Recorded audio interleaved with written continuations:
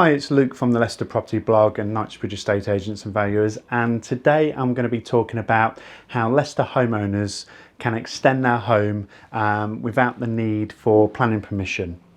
So the need for more homes has always been one of the biggest issues with regards to the county's housing crisis. One of the main reasons for families wanting to move home is usually down to needing more accommodation, whether or not it's a growing family, and needing more space, home office, anything like that. So in 2013 and 2015, the planning permission rules were relaxed to try and alleviate this issue. So initially in 2013, Nick Clegg, the Deputy Prime Minister at the time, brought in a temporary planning rule to allow larger single-storey rear extensions without the requirement of a full planning application to be made. The temporary rules allowed terraced and semi-detached homes to be extended to just over 19 foot, whilst detached homes were able to add even bigger extensions of up to 24 feet. Now, since those rules were relaxed 6 years ago, 109,320 people have taken advantage of the relaxed planning rules, now known as permitted development size guidelines. Homeowners wanting to extend within these permitted development guidelines must still inform the local authority. So it is important that you can't just automatically go out and start extending your home, but just a quick consultation with your local authority should allow you to extend the home. They will still need to notify local neighbours of what's happening, and if the neighbours do object, and the local authority could still stop the extension from being built, but only if it is likely to damage the character or enjoyment of the local neighbourhood.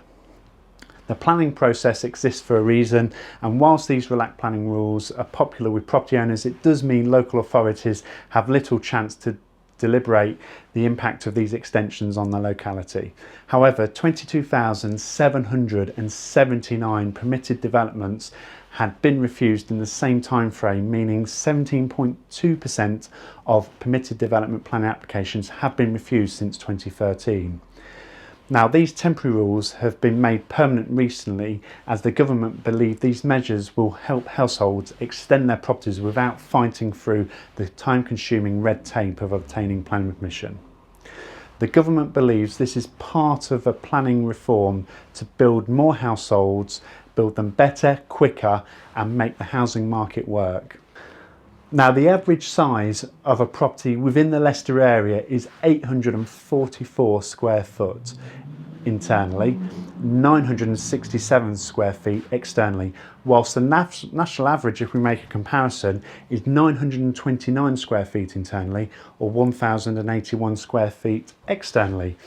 It's interesting when compared to the average size of new homes being built nationally, which is 12.1% lower at 818 square feet internally or 927 square foot externally. These relaxed rules are only for single-storey extensions though. When most grown families don't need an extra downstairs reception room, they need an additional upstairs bedroom. This means if families do want an extra bedroom upstairs, they will still have to go through the rigmarole of submitting a full planning application. Although many Leicester people have already used the rules in the last 6 years to build a decent sized granny annex, there are other options less explored out there. There was a second, less advertised temporary change the government made to the planning rules in 2015. That has also been made a permanent change recently, and many people have missed it, yet it has a bigger potential impact on the housing market. The new rules make permanent the removal of planning rules to allow office blocks and shops to be converted into residential homes without full planning applications being made. Since 2013, 11,090 office blocks and 1,750 shops have been converted to residential households. Now, this doesn't sound a lot, but in 2017 alone, converted shops and office blocks provided 37,000 new households alone within the country, or when you translate that to 17% new households that were actually created within 2017. Over the next decade, more and more office blocks and shops will be converted into residential properties, and this will slowly change the dynamic of the housing market and the high street. And I'm not sure whether that will be for the good or the bad, only time will tell.